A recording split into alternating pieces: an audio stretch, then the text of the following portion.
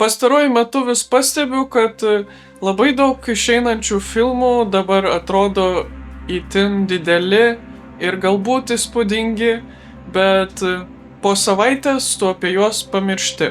Ir štai tada pasirodo filmas Projektas Sveika Marija, kuris iš tiesų bent jau man parodė, kad netgi ir holivudinis kinas tikrai gali būti geras, gali parodyti savo mastą, bet ir nepamiršti apie pačią istoriją ir tiesiog parodyti istoriją, kuri tikrai gali paveikti kiekvieną.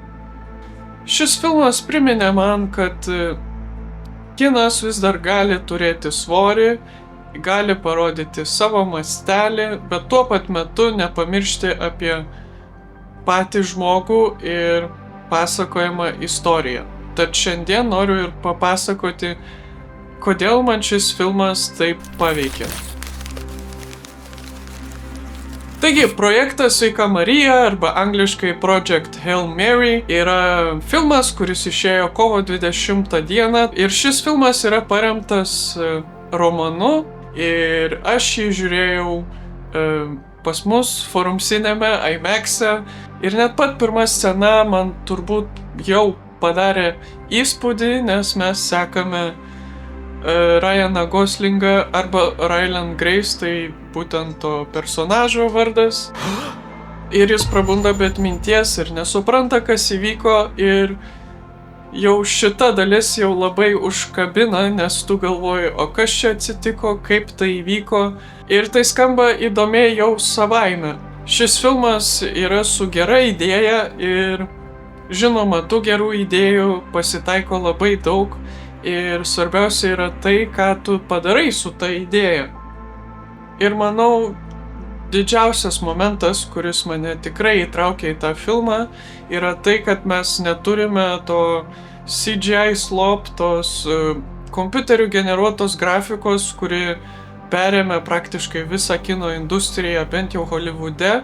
Ir čia pamatyti realius setus ir tiesiog labai daug aplinkos tame filme yra realus dalykas, kurį galima pačiupinėti.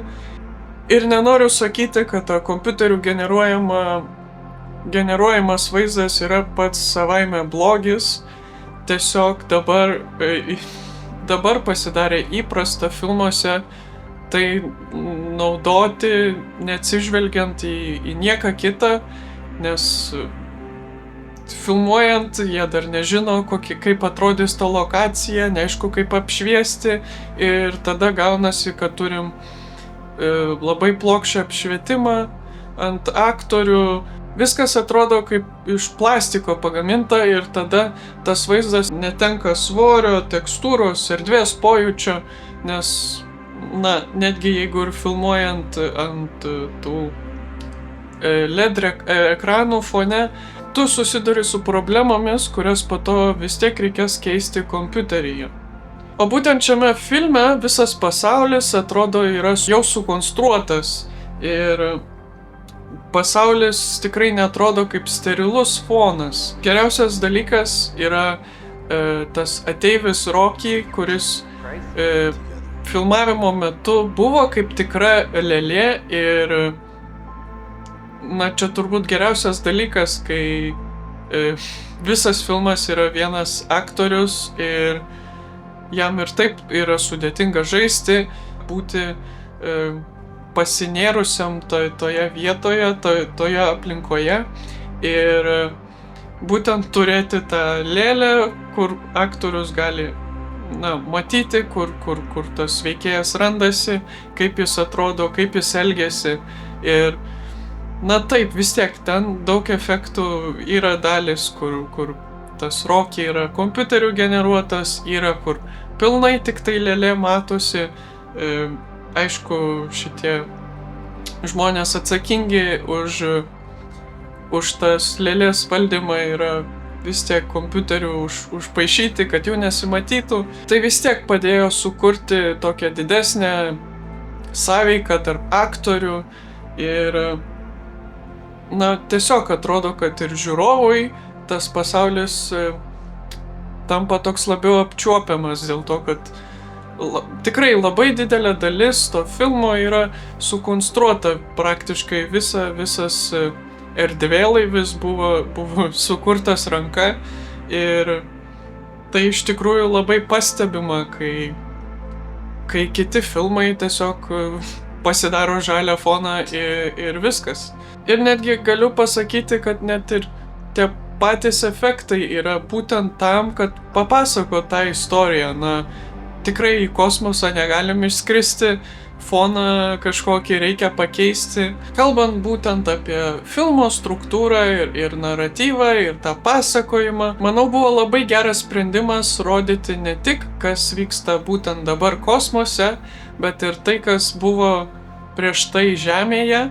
Ir tas sluoksniavimas, žinoma, buvo labai smagu pamatyti, kad yra prasmė, kodėl mes tai matome. Ir kaip tas pagrindinis herojus Grace pamažu prisimena apie save ir kas buvo, mes tai ir pamatome. Ir taip pat, manau, tai buvo labai geras sprendimas šiek tiek praskiesti tą kosmosą, nes manau, kad gal būtų kiek pabodę, jeigu būtume matę tik tai kosmosą, nes jeigu būtų tiesiog parašyta viskas nuo pradžios iki pabaigos, manau, būtų tas pasakojimas kiek paprastesnis, o dabar mes viską dėliojamės kartu su pagrindiniu heroju. Ir ta jo dabartis kosmose ir praeitis Žemėje bendrauja tarpusavyje. Ir tai net ne koks pigus triukas, o iš tiesų leidžia mums kaip žiūrovams šiek tiek gal ir susitapatinti su pagrindiniu heroju ir pajausti jo motivaciją ir kas slypi už jo veiksmų. Ir tiesiog tas pats herojus atrodo daug įdomesnis, nes iš karto negauni viso paruošto failo, kaip jis veikia ir kodėl jis tai daro, o tiesiog einant filmui, tu susipažini su juo iš tų visų detalių, tu jas susirenki. Kas man dar labai suveikė yra tai, kad filmas nėra šaltas, kaip kiti mokslinės fantastikos filmai, kurie turi labai daug idėjų, bet šiek tiek neturi to pulso.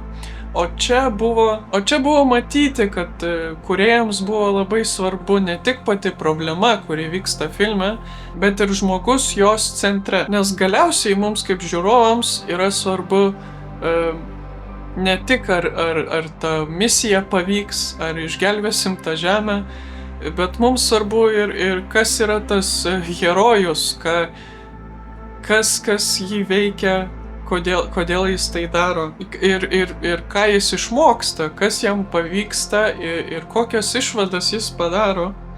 Ir jis išmoksta būti ne tik protingas, bet ir atviras ryšiui, susipažįsta su ateiviu.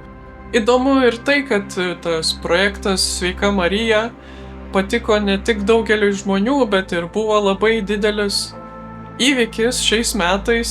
Ir tai labai džiugina, nes jis ir startavo kino teatruose labai gerai jau ir renka pinigus ir galim matyti išvadą, kad žmonės nėra pavargę to didelio holivudinio filmo, jie tiesiog yra pavargę tuščių istorijų, kurios nieko normaliai nepaaiškina, o ši istorija panašu atliepia daugeliui žmonių. Tad galime ir matyti, kad netgi mokslinės fantastikos filmas, kuris turi šiek tiek labiau nišinę auditoriją, gali surinkti pakankamai daug žmonių. Ir netgi Lietuvoje aš mačiau, kad beveik 10 000 žmonių buvo apsilankyti kino teatruose per savaitgalį, kai pasirodė šis filmas. Tad gal todėl ir man pačiam tas filmas, projektas Sveika Marija, Project Hail Mary, taip suveikė, nes tikrai pasitaikė filmų, kur buvo gera emocija, bet išpildymas buvo toks nekoks. Buvo filmų, kur buvo labai geras išpildymas, buvo labai įdomu žiūrėti iš vizualinės pusės, kaip jis atrodo, bet ta emocija buvo tokia pakankamai silpna, o šis filmas sugebėjo papasakoti istoriją, parodyti jausmus ir tiesiog sudominti žiūrovą, kad jis norėtų pamatyti, kaip tai pasibaigs. Tad manau, jeigu tęsis tokie filmai ir pamatysim daugiau panašių projektų, tikrai galima pamatyti, kad žmonės tikrai nėra pavargę nuo to holivudinio filmo, tiesiog mes visi laukiame, kol pasirodys filmas, į kurį tikrai vertėtų nueiti.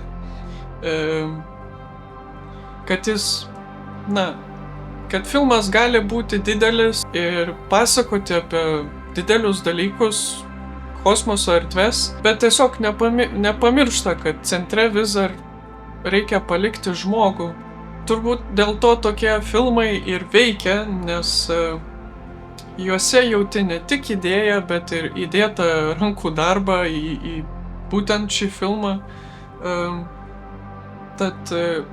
Tiesiog man būtų ir pačiam įdomu paklausti, ar buvo tokių filmų senesnių, kurie irgi taip įkvėpė, nes mane tikrai šis filmas sudomino ir buvo įdomu visą tą laiką jį žiūrėti ir nežinau, tai iš tiesų buvo pirmas kartas, kai aš iš tiesų pasakiau, kad man patiko šis filmas.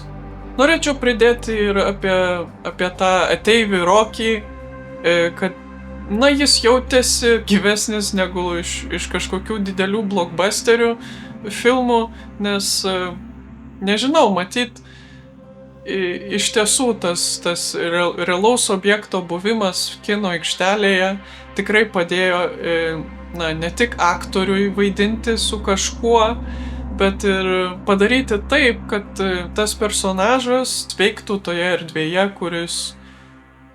kuriame jis yra įdėtas į tą erdvėlaivį, į savo erdvėlaivį, į žmogišką erdvėlaivį. Tai ačiū, kad žiūrėjot.